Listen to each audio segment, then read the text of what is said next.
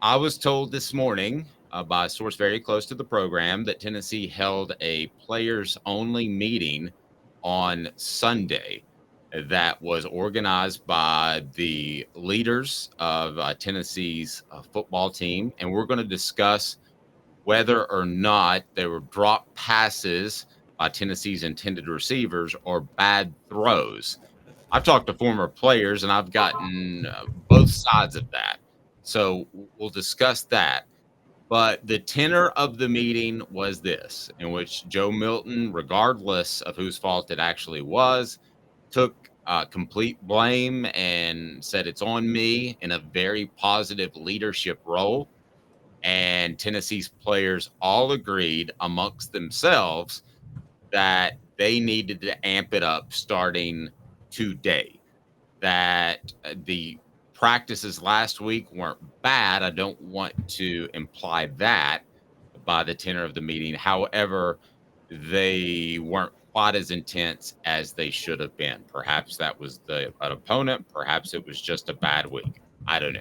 But I think what I come away with most of all, Caleb, is that Tyler Bray, and we could, excuse Tyler Bray, that Joe Milton, Tyler Bray popped up on my timeline, that Joe Milton uh, took the blame for all of this, which I think is whether or not it's his fault or drop passes.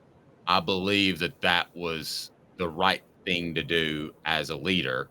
And we'll see if Tennessee comes away from this players only meeting as a positive or not. So, what are your early thoughts as this is news just breaking on offthehooksports.com literally minutes ago? What are your initial thoughts on the players only meeting held by Tennessee's leaders and Joe Milton taking the blame for going 1 of 8 in particular? He ended up with a pretty good stat line, but 1 of 8 in early in the game.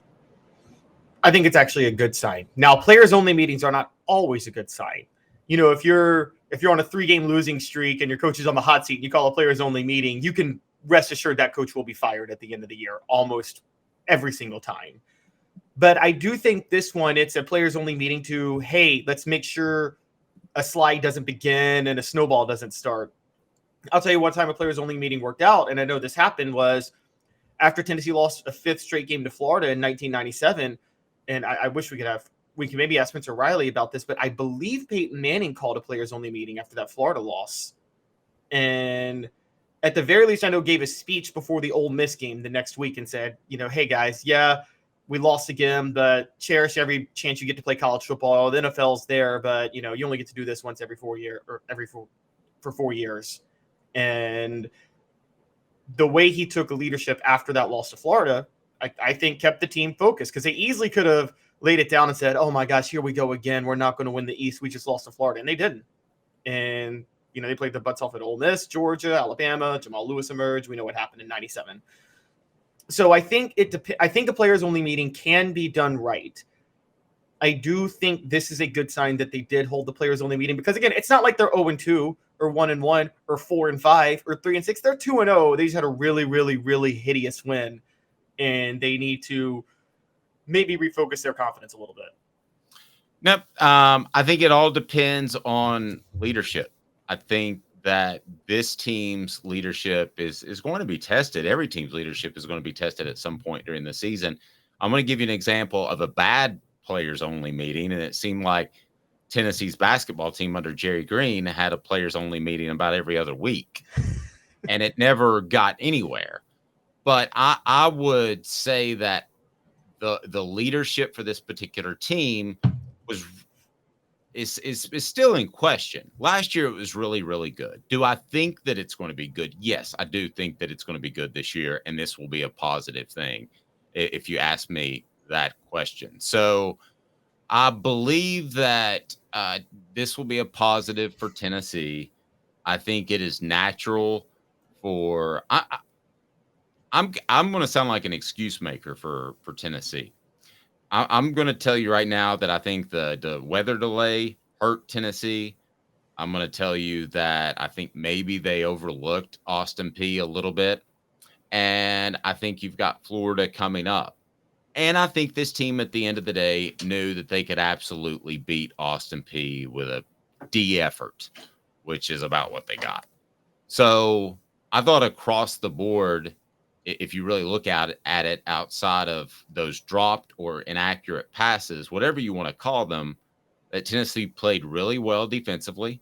Tennessee ran the ball well. So it was an ugly win, but at the end of the day, it was a win. Absolutely. And Tennessee showed once again that they can survive a cold streak. They did that for a second against Virginia when I thought Joe Milton went a little awry. But no matter what you believe, and we'll get into whether or not they're drop passes or inaccurate passes, I do believe that this will end up being a good thing for the Vols. And I think it's good that you go ahead and nip it in the bud right now, not to steal my own lead from offthehooksports.com. Yeah, I agree. I actually, looking back on it, let's break down everything that happened. There was the weather delay. Yes, outside of the miscues in the game, which were inexcusable, but there was the weather delay. There was the fact that Scotty Walden at Austin Peay, as I mentioned on Saturday, literally threw the kitchen sink at Tennessee. I mean, the guy burned all 3 of his timeouts in the third quarter just to make sure Tennessee couldn't get their tempo to go. I mean, he was committed to throwing Tennessee off its game, and kudos to him. It worked. But you're not going to see Florida burn all 3 timeouts in the third quarter because they might think they're still in the game and they're going to want those timeouts in the fourth quarter. And so that was a big deal. Also, look, we have to talk about officiating a little bit because I thought there were a lot of bad calls that went against Tennessee and a lot of missed calls, particularly the holding penalties on the screens. Those weren't missed calls. Those were actually good calls. But there was a blatant pass interference on Jabari Small that should have been called that stalled one drive. I mean, clear as day in the end zone. There was that really dirty, unsportsmanlike play against Warren Burrell on the punt return, and there were there were at least 2 ticky-tack PI calls on Kamal Hadden in the game. That one, I think he was at fault. He didn't turn his head, but 2 others he did turn around, and they still called the PI. And so I just got to be honest. There was questionable officiating that worked much more against Tennessee than Austin Peay in the game. Now, again, Tennessee should have, in spite of all of that, won the game 62-0. But if I mention those things, I mean, we're talking instead of 30-13, it's probably what 51-6, and we're thinking about this game a little bit differently. True. Today's tough question brought to you by Andy Mason, AndyMasonRealEstate.com. We're going to address this players only meeting right now. And AndyMasonRealEstate.com needs to be your home for real estate needs in Knoxville. Over 40 years of experience in his office. AndyMasonRealEstate.com. He's my realtor. He should be yours. Today's tough question. Take a side. Take a stand. The Dave Hooker Show. A presentation of offthehooksports.com. I'm not even going to give you an option of maybe, Caleb. I'm going to say very good or very bad that Tennessee had a players-only meeting. No middle ground here. Very good. They're not pretending to be satisfied with what happened on Saturday. How often do you hear coaches or players say, a win is a win, and it's college football, and any team can beat anybody? And I think by calling the players only meeting, Tennessee's like, no, that's not it. This was unacceptable, and there's no way you should be happy about this. No, I agree. I think it's a good thing. And listen, I'm the guy who rolled my eyes on those Jerry Green teams that had players only meetings. Well, they always had players only meetings after losses. So to say that 30-13, which still is a significant margin of victory, is not good enough, I think is a positive sign. Now, if we're talking about another players only meeting here in 3 weeks, Caleb, there's a problem. But I don't foresee that being the case as I try to forecast forward.